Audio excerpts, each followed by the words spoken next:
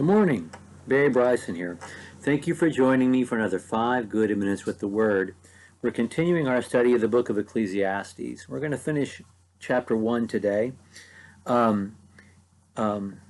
He has, in chapter 1, identified himself, expressed his hypothesis, asked his question, and then he has elaborated on his hypothesis that everything under the sun is pointless. And he has described the closed loop of human existence and the insufficiency of humans within that closed loop. That we don't listen, we don't see, we don't pay attention, we don't remember, we don't appreciate. And so that's he has done that in verses 4 through 11. And in verse 12, he's going to come back to himself and the business he's about. But he's also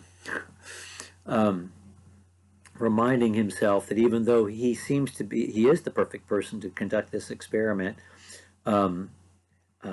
he himself is going to endure his own frustrations and his own disappointments. Let's finish up chapter 1, verses 12 through 18. I, the preacher, the spokesman, have been king over Israel and Jerusalem.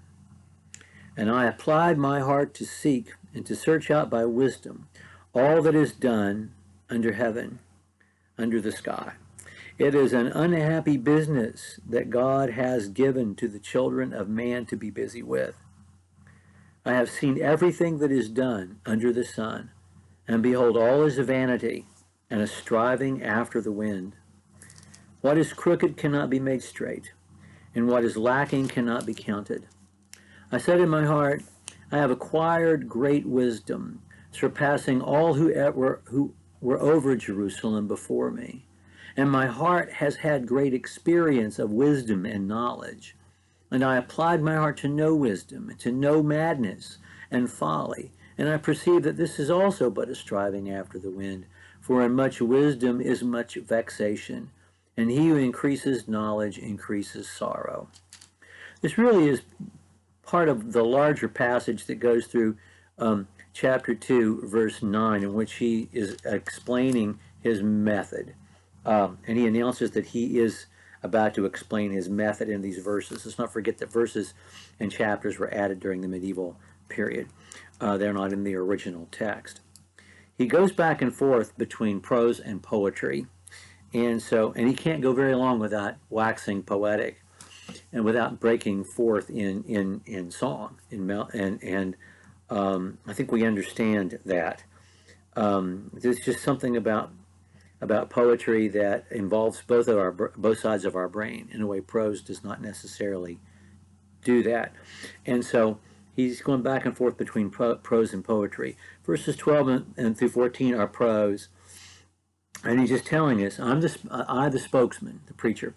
And when he says under heaven, he means under the sun, under the sky. He's not talking about God in his heaven and all right with the world.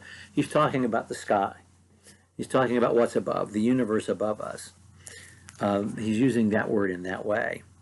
So he's still keeping us inside the loop, the closed loop, the habitat that we find ourselves in. And he says he applied his heart to search out by wisdom all that is done under the sun.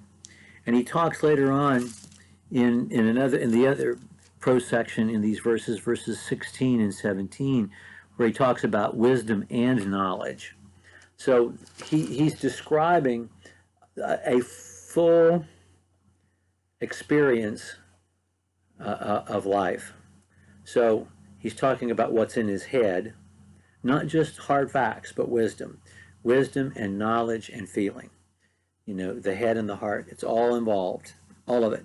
All of it's involved as a piece of the whole, and it is all going to be involved. And his experience is that everything is vanity and striving after the wind. I just reminded of that wonderful Donovan song, might as well try and chase the wind, you know. And he takes that image from Solomon. It's such a vivid image of chasing the wind. You know, you can't run that fast, and if you were able to, how could you even catch it? You can't catch the wind. You know, and there was a commercial out not long ago where it was a little boy trying to catch the wind at the beach, and he sticks it out and catches it in a jar and closes the lid on the jar, but he hasn't caught anything. You know, the air molecules were moving, and then they stopped moving when they got in the jar. And what he had a jar full of nothing, full of air molecules, but not full of wind. And from the very beginning, we know that his his thought, his impulse, his inclination is that things are not going to be able to be fixed, and I'm not going to find any good answers. So he has a pessimistic view of things even before he begins. What is crooked cannot be made straight. What is lacking cannot be counted. That's not true, of course. We know that not to be true. But we're looking at things with 20/20 hindsight from our side of the cross, and he isn't. And this wisdom that he asked for, which was the right thing for him to ask for when he was a young king, a new king, has not made him a happy man or even a better man. It just hasn't. In much wisdom is much vexation, and he who increases knowledge increases sorrow. Well, in chapter 2, beginning with verse 1, he's going to explain his process, and we'll talk about that next time. Thank you so much for joining me for another 5 good minutes with the Word.